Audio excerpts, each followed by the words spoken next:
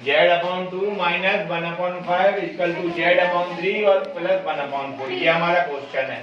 तो z/2 जैसे का तैसा लिखा रहेगा। हम z/3 का क्या करेंगे, पक्षांतर। तो z/3 का पक्षांतर करने पर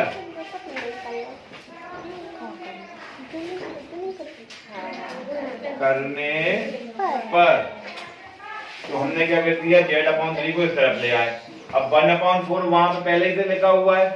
अब 1/5 इस तरफ से भी उस तरफ पहुंच जाएगा तो ये काय का हो जाएगा, प्लस का, क्योंकि इस तरफ माइनस का था, बराबर के उस तरफ जाएगा, हो जाएगा प्लस का। अब ये दोनों, इसके नीचे 2 लिखा हुआ है, इसके नीचे 3 लिखा हुआ है, z/2 माइनस z/3। तो हम इनका एलसीएम ले लेते हैं। और छोटी संख्या हो तो हम एलसीएम ना लेके डायरेक्ट इनका मल्टीप्लाई भी कर सकते हैं कि 2 का 3 में मल्टीप्लाई कर लिया, 2 3 जा 6, 3 दूनी 6।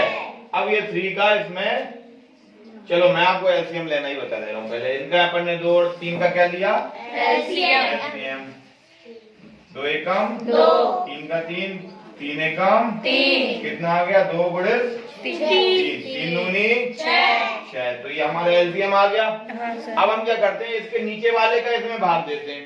2 का भाग देंगे 6 में, 2 3 6, कितनी बार में आया, 6 3 बार में। जो 3 बार में आया उस 3 का इसके ऊपर वाली संख्या में गुणा करते हैं, मतलब कितना करेंगे, जेड में। तो 3 जेड माइनस, अब 3 का भाग कितने में देंगे, 6 में, जो एलसीएम आया था उसी में। तो 3 का भाग दिया 6 में, 3 दूनी 6, कितना आया, 2। तो 2 का काय में गुणा करेंगे, इसी के ऊपर वाले में, तो जेड में करेंगे। तो 2 जेड आ गया। बात समझ में आई? नहीं आई हो तो यहाँ एक बार और देख लेंगे। अब इनमें कितने का एलसीएम लेंगे, 4 का और 5 का। तो 4 का और 5 का यदि हम एलसीएम लेंगे तो कितने से करेंगे, सबसे पहले 2 से, 2 दूनी 4, 5 नहीं जा रहा तो 5 के 5 लिख देंगे, 2 एकम 2, 5 के 5 लिख देंगे। 5 तो किसी में आता नहीं है तो 5 से ही करना पड़ेगा हमें।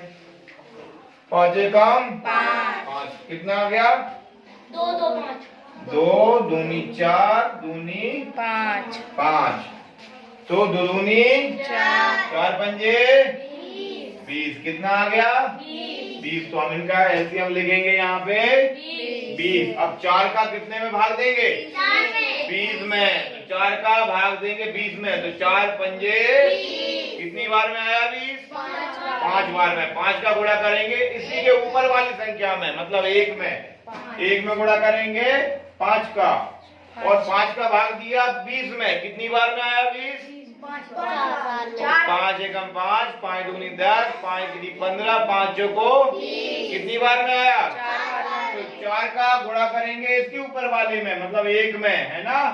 बात समझ में आ गई? जेड 3 जेड में से नहीं आई समझ, कोई दिक्कत नहीं। हम सबसे पहले या तो हम डायरेक्ट गुणा कर देते हैं, 4 का 5 में गुणा कर देते हैं, 20 आ जाता है। इसका इसके ऊपर गुणा कर देते हैं, इसका इसके ऊपर गुणा कर देते हैं। ये एक सरल तरीका है। इसका एक और सही तरीका क्या होता है कि इन दोनों का पहले हमें लेना पड़ता है एलसीएम, 4 का और 5 का। एलसीएम कितना आ गया, 20 आ गया। ये तो समझ में आ गया 20 कहाँ से आया। तो हम लिख देते हैं 20 को नीचे। फिर क्या करते हैं, इसके नीचे जो इतना लिखा रहता है, एक के नीचे किसने लिखा है, 4। तो 4 का भाग देते हैं 20 में। 4 का भाग कितने में देंगे, 20 में। तो एलसीएम आता है उसी में, 20 में दिया, कितनी बार में आएगा, 20, 5 बार में। 4 के पहाड़े में 5 बार में कितना आता है, 20। तो 5 जो आया उत्तर, उसका हम गुणा कर देते हैं इसी के ऊपर वाली में, तो 1 में हो जाएगा। 1 गुणित 5 लिख दिया।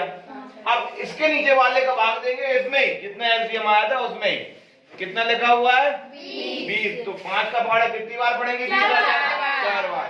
तो जो 4 आया उसका इसके ऊपर वाले में गुणा कर देते हैं, 1 में गुणा कर दिया 4 का। समझ में आ गई बात? ऐसा ही हमने बिल्कुल इसमें किया था सेम। अब ये 3 जेड है, ये -2 जेड है, तो ये घट जाएंगे। 3 जेड में से 2 जेड जाएंगे तो 1 जेड को हम अकेला जेड भी लिख सकते हैं।